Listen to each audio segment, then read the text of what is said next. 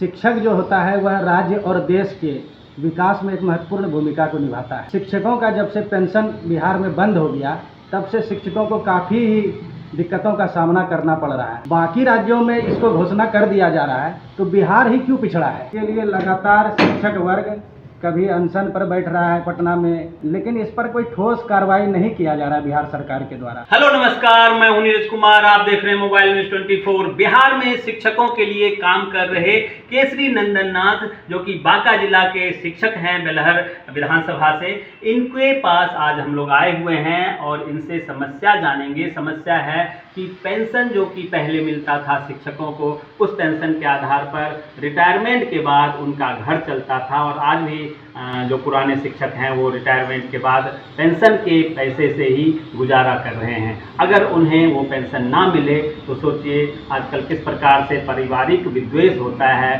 बेटा बेटी कहीं और अगर घर में भी है तो बुजुर्गों का ख्याल नहीं करते हैं। ऐसे में आज के शिक्षक जो कि स्टूडेंट को ज्ञान देता है, स्टूडेंट को शिक्षा देता है और वो बड़ा होके बड़े बड़े पद पर जाकर देश का सेवा करता है, परंतु वो शिक्षक जब रिटायर होगा वो अपना पालन पोषण कैसे करेगा, ये एक बड़ा मुद्दा है। इस पर बातचीत करने के लिए हमारे साथ केसरी नंदन नाथ जी हैं, इनसे जानेंगे। केसरी जी, आप लोग ये जो ओल्ड पेंशन स्कीम है इसके बारे में क्या कहना चाहेंगे?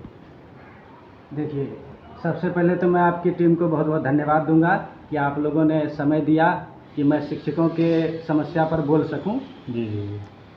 शिक्षक जो होता है वह राज्य और देश के विकास में एक महत्वपूर्ण भूमिका को निभाता है और शिक्षकों का जब से पेंशन बिहार में बंद हो गया तब से शिक्षकों को काफ़ी ही दिक्कतों का सामना करना पड़ रहा है। और आज भी ऐसे कुछ राज्य हैं जहां पर पेंशन लागू है, पेंशन स्कीम चल रहा है। तो मेरा बिहार सरकार से यही निवेदन है कि जब बाकी राज्यों में इसको घोषणा कर दिया जा रहा है तो बिहार ही क्यों पिछड़ा है।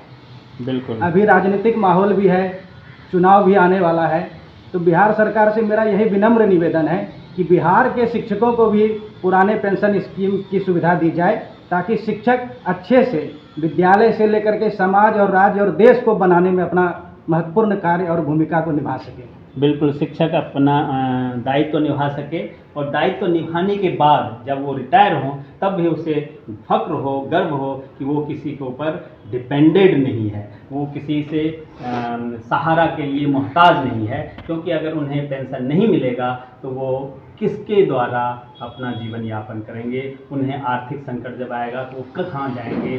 क्योंकि आने वाले समय में परिवार किस प्रकार से ये होता जा रहा है, विघटित होता जा रहा है, छोटे से छोटा होता जा रहा है। माँ बाप को भी परेशानी होती है जब उनके बच्चे बड़े हो जाते हैं और ऐसे में बुजुर्गों की स्थिति पर चर्चा अगर करें तो इन शिक्षकों का वो काल जब ये लोग रिटायर करेंगे कैसा होगा, आप सोच के भयावह स्थिति का कल्पना कर सकते हैं। अच्छा, इसके लिए आप लोगों ने कोई मेमोरेंडम वगैरह या ज्ञापन दिया है पदाधिकारी को या देने की योजना बनाया है? इसके लिए लगातार शिक्षक वर्ग कभी अनशन पर बैठ रहा है पटना में, कभी अधिकारी को सूचना दे रहा है, लिखित से भी दस्तावेज दे रहे हैं, लेकिन इस पर कोई ठोस कार्रवाई नहीं किया जा रहा है बिहार सरकार के द्वारा। तो इसी समस्या, इसी में मुख्य मुद्दे को उठा करके ही मैं चाह रहा हूं कि सभी शिक्षकों का ध्यान भी जाए कि सब लोग एकजुट होकर के इस मुद्दे को ध्यान में रखते हुए इस विधानसभा चुनाव में अपना मतदान करें। इसको भी ध्यान में रखा जा सकता है क्योंकि यह भी विकास का मुद्दा है, विकास का मुद्दा है, शिक्षकों के हित का मुद्दा है, राज्य के बदलाव का मुद्दा है। बिल्कुल, तो आने वाले समय में चुनाव है, ऐसे में ये एक बड़ा मुद्दा है। सरकार को भी इस पर ध्यान देना चाहिए और सरकार को कहीं ना कहीं ये घोषणा करना चाहिए कि वो अब तो क्योंकि आचार संहिता चल रहा है, जब सरकार गठन हो जाए, चाहे इधर का हो या उधर का हो, वो इस पर ध्यान दे और इस योजना को, ओल्ड पेंशन स्कीम को लागू करे, तभी शिक्षकों को भली भांति न्याय मिल पाएगा। बने रहिए मोबाइल न्यूज़ 24 के साथ। आप तमाम दर्शकों का बहुत बहुत धन्यवाद। केसरी जी, आपका भी बहुत बहुत धन्यवाद। धन्यवाद सर।